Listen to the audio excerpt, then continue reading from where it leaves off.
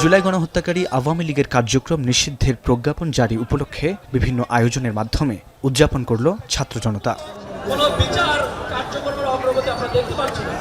শাহবাগে জাতীয় জাদুঘরের সামনে এই আয়োজন করে জুলাই রেভলিউশনারি অ্যালায়েন্স এবং private university national association of Bangladesh.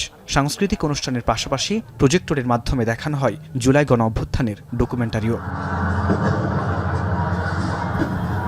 প্রতিহিংসামূলক কিছু না, বাট এটা হচ্ছে একটা প্রতিবাদ জানানো আর কি।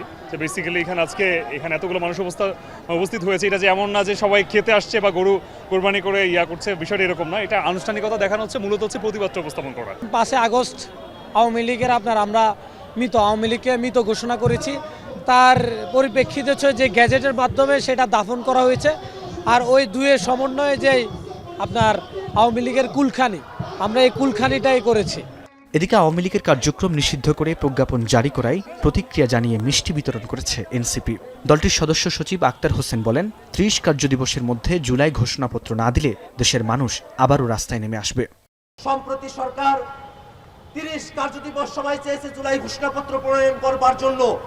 আমরা সরকারের কাছে উদাত্ত আহ্বান জানাই যে 30 কার্যদিবস সময়ের কথা বলা হয়েছে, এই 30 কার্যদিবসের পরে 31 কার্যদিবসের যদি আপনারা যান, তাহলে বাংলাদেশের জনগণ যেভাবে রাজপথে নেমে এসেছিল আবারও রাজপথে নেমে আসবে। এনসিপির নেতারা বলেন, গত 15 বছরে আওয়ামী লীগ যে দখলদারিত্ব কায়েম করেছে তা একদিনে নিঃশেষ হওয়ার নয়। বাংলাদেশে ফ্যাসিবাদী যে কাঠামো আছে, সেই কাঠামোকে চেক এন্ড ব্যালেন্স করার ছাত্র জনতার যেই জায়গাটা আছে, সেইটাকে ওই ফ্যাসিবাদী কাঠামোকে ট্যাকেল করার জন্য এই পরিবর্তনটা আমাদের জন্য খুবই প্রয়োজনীয় ছিল। আমাদের ফ্যাসিবাদী কাঠামো বিলোপ হওয়ার সংগ্রামটা অনেক লম্বা।